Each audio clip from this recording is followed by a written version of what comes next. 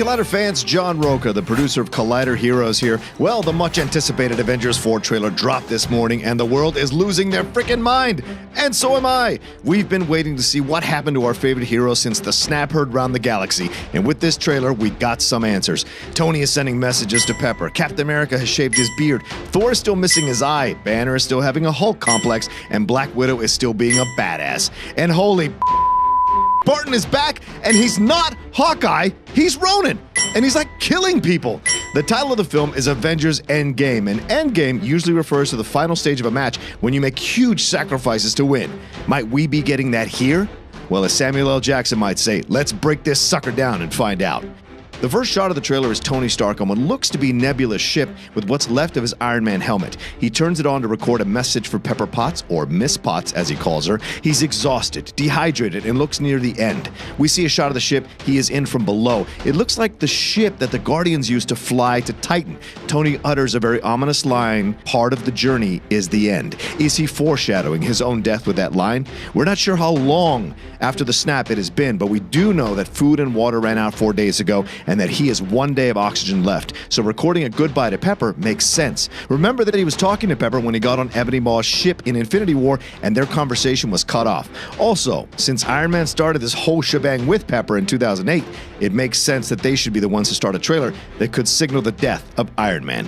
When I drift off, I will dream about you, it's always you. Will Pepper get this message before Tony dies? Will she rescue Tony? Wait, Outlaw, did you say rescue? Why, yes, I did. Well, Rescue is the name of Pepper Potts' character in the comics when she dons her own Iron Man armor. We've already seen pictures appear online of Gwyneth in her rescue outfit, so will she get this message and save Tony in time? Or will a certain space warrior whose trailer we recently saw intercept this message and save Tony? I'm talking about Captain Marvel, of course. Well, Marvel then messes with our hearts some more by having the logo turn to dust and blow away right in front of us.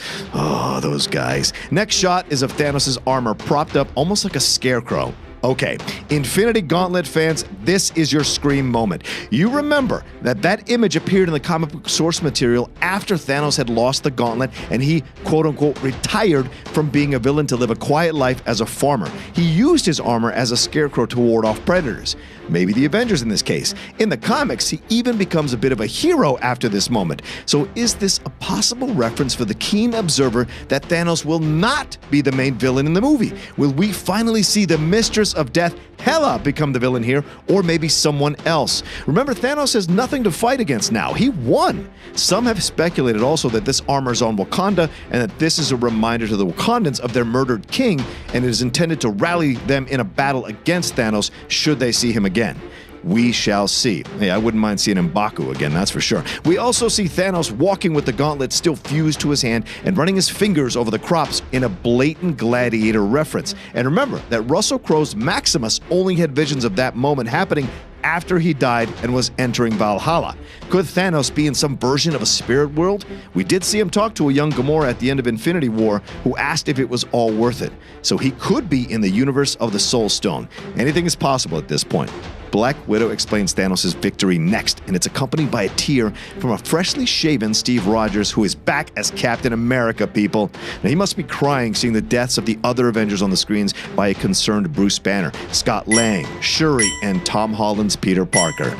Oh man, I don't feel so good. Shuri! Steve Rogers then talks about the loss of friends and family as we see a very empty Avengers compound, along with an emotional Thor still missing his eye, grieving Loki's death, and his failure to kill Thanos.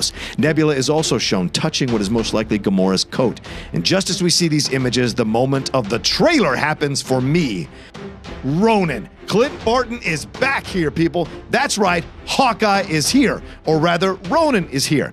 Comic book lovers know that Hawkeye becomes Ronin in the comics after he is killed during the House of M storyline. He is brought back to life, but it leaves him psychologically damaged, and he becomes Ronin. In Avengers Endgame, it might be that Thanos wiped out Barton's wife and kids with his snap, and that's what makes Barton become Ronin. Remember, he was under house arrest as well, so maybe he becomes Ronin to evade the authorities, and his wife and kids are just fine.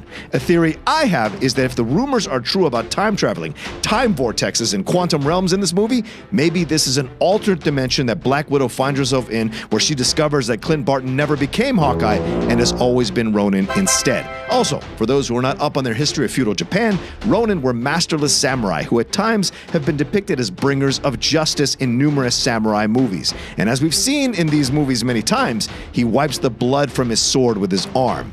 This is awesome.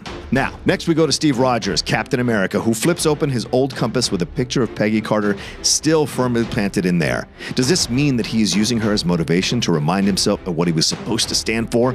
Or is this a moment where he's thinking he might be seeing her again real soon in the afterlife?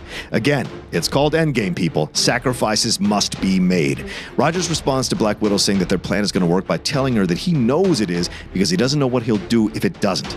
This foreshadows the sacrifice he's prepared to make their plan work, the lengths he knows that he will need to go to. Oh, man. Next, we see the Avengers logo coming together like pieces of a shattered planet, which could mean the reconstruction of a new Avengers team from the pieces of the old one. Or maybe this indicates the destruction of someone's planet, maybe Thanos's, especially when you notice the purple hue in the title and that A symbol. The trailer ends with everyone's favorite man-child Paul Rudd Scott Lang showing up to buzz on the door of the Avengers compound. We now know that Scott escaped the quantum realm after the end of Ant-Man and the Wasp. It's a much-needed moment of levity in a very serious trailer. Also, he leaves us wondering how he escaped after Hank Pym, Janet Van Dyne, and Hope Van Dyne were vaporized by Thanos. My theory is that Lawrence Fishburne's Bill Foster and Hannah John Kamen's Ghost survived the snap and somehow got Scott out of the quantum realm. Remember that he was in there to get quantum healing particles for Ghost.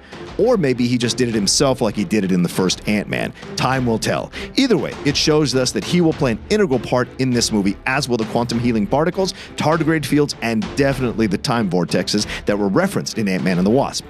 Okay, phew, well, I'm John Roca, and that's our Avengers Endgame trailer breakdown. Thanks for watching and listening to it. Let us know what you thought of the trailer, what you thought of this breakdown, and if I missed anything in the comments section below. Remember to like and share this video on your social media and to subscribe to our channel for the galaxy full of content we will have on Avengers Endgame here at Collider. Thanks, and remember that part of the journey is always the end.